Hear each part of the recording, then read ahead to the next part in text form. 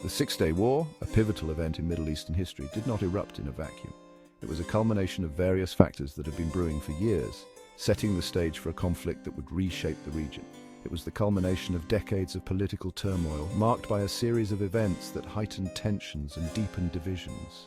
Territorial disputes and deep-seated mistrust between Israel and its Arab neighbors were at the heart of the conflict. These disputes were not just about land, but also about identity, sovereignty, and survival. The seeds of this conflict were sown in 1948 with the creation of the State of Israel. This momentous event was a turning point in the history of the Middle East. This event, while a triumph for Zionism, resulted in the displacement of hundreds of thousands of Palestinians who were forced to leave their homes and seek refuge elsewhere.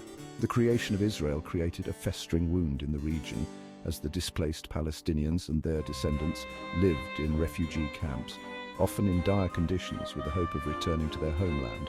The 1956 Suez Crisis further exacerbated tensions. This crisis was a significant event that involved multiple nations and had far-reaching consequences. Israel, allied with Britain and France, invaded Egypt after the nationalization of the Suez Canal by Egyptian President Gamal Abdel Nasser. This bold move was seen as a threat to Western interests in the region. Though ultimately a military victory for Israel, the crisis solidified Arab resentment and cemented Egypt's Gamal Abdel Nasser as a pan-Arab hero.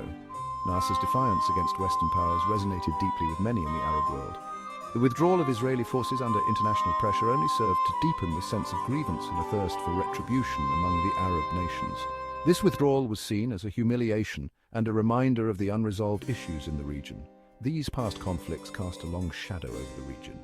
The memories of these events lingered, influencing the actions and attitudes of the people and their leaders. They fueled an atmosphere of suspicion and hostility, making the outbreak of war in 1967 a tragic inevitability. The build-up to the Six-Day War was marked by a series of provocations and counter-provocations. The memory of past battles and the displacement of the Palestinian people created a volatile mix, ripe for exploitation by political leaders and prone to ignite at the slightest provocation.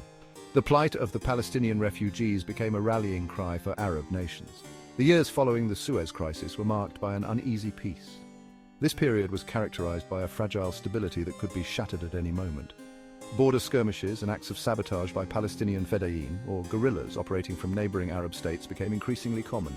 These actions were a constant source of tension and conflict. Israel responded with reprisals, further escalating the cycle of violence. Each act of aggression was met with a counterattack, creating a vicious cycle that seemed impossible to break. This period was characterized by a palpable sense of dread and anticipation, a feeling that the region was teetering on the brink of another devastating war. The leaders and the people of the region knew that another conflict was not a matter of if, but when. The years leading up to 1967 witnessed a steady escalation of tensions along Israel's borders. The situation was becoming increasingly volatile, with each passing year adding more strain to an already fragile region. Palestinian guerrilla groups, based in Syria, Jordan, and Egypt, launched increasingly daring raids into Israeli territory. These groups, known as fedayeen, were determined to challenge Israeli control and disrupt the daily lives of its citizens. These attacks, while militarily insignificant, served to heighten fear and insecurity among the Israeli population. The constant threat of raids created an atmosphere of unease, with civilians feeling the brunt of the psychological warfare.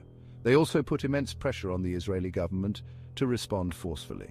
Leaders were caught between the need to protect their citizens and the risk of escalating the conflict further. Israel's response was swift and uncompromising. Military operations were launched to neutralize the threat, showcasing Israel's determination to defend its borders. Reprisal raids, often targeting civilian infrastructure in neighboring Arab states, became a regular occurrence. These operations aimed to send a clear message to the guerrilla groups and their supporters. These retaliatory strikes, while intended to deter further attacks, only served to inflame tensions and draw the region closer to the brink. The cycle of violence seemed unending, with each side retaliating for the other's actions. The cycle of violence created a climate of fear and anger on both sides, making a peaceful resolution increasingly difficult. Protests and unrest became common as both Israelis and Arabs grappled with the escalating conflict. Adding fuel to the fire was the Soviet Union's growing influence in the region. The Cold War dynamics played a significant role, with the Soviets eager to expand their sphere of influence. The Soviets, eager to expand their sphere of influence during the Cold War, provided arms and training to Arab states, particularly Egypt and Syria. This support significantly bolstered the military capabilities of these nations. This military support emboldened Arab leaders and contributed to a dangerous miscalculation, the belief that Israel could be defeated militarily. The confidence gained from Soviet backing led to more aggressive posturing. The rhetoric from Arab capitals grew increasingly bellicose, with calls for Israel's destruction becoming commonplace. Propaganda efforts intensified, aiming to rally support for the cause. This propaganda, coupled with the escalating violence, created a pervasive sense of fear and paranoia within Israel. The Israeli public was on edge, constantly bracing for the next attack. The stage was set for a confrontation that would have far-reaching consequences for the entire Middle East. The build-up of military forces and the heated rhetoric made it clear that a significant conflict was on the horizon, one that would reshape the region's future.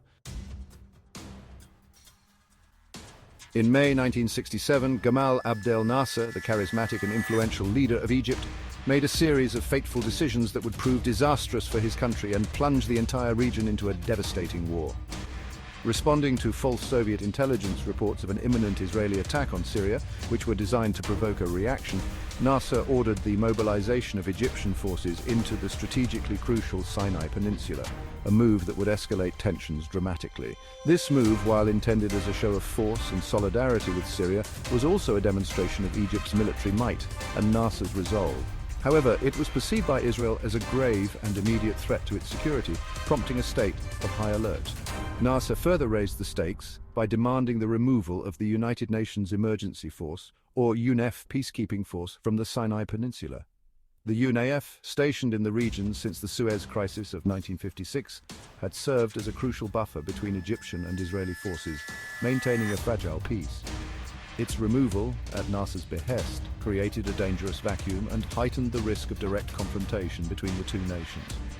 Emboldened by a military pact with Jordan and assurances of support from other Arab states, Nasser felt confident in his position. Nasser took the most provocative step of all. He closed the Straits of Tiran to Israeli shipping, a critical maritime route for Israel. This act, effectively blockading Israel's southern port of Eilat, was considered an act of war by the Israeli government as it cut off Israel's access to the Red Sea and vital shipping lanes. With the Egyptian army massed on its border, its access to the Red Sea severed, and the drums of war beating ever louder, Israel faced an existential threat. Israel faced a stark choice: launch a preemptive strike to neutralize the threat or risk being strangled by a tightening noose of hostile forces. The decision to launch a preemptive strike would have profound and lasting consequences for the Middle East, reshaping the geopolitical landscape and setting the stage for future conflicts in the region.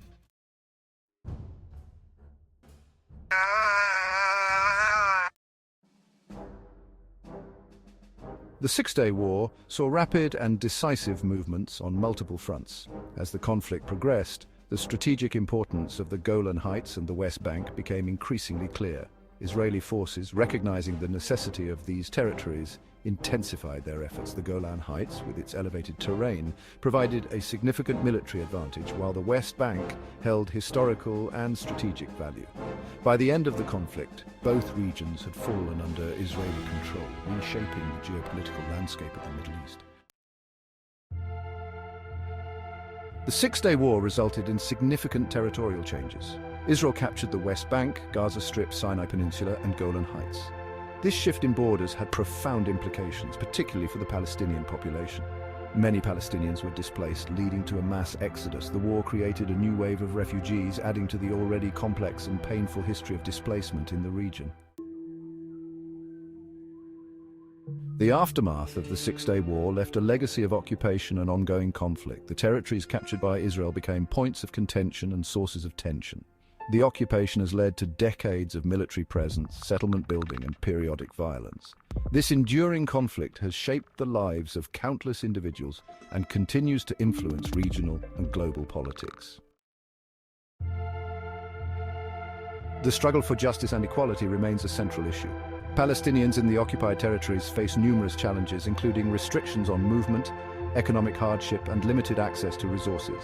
Human rights organizations have highlighted these issues, calling for an end to the occupation and the establishment of a just and equitable solution.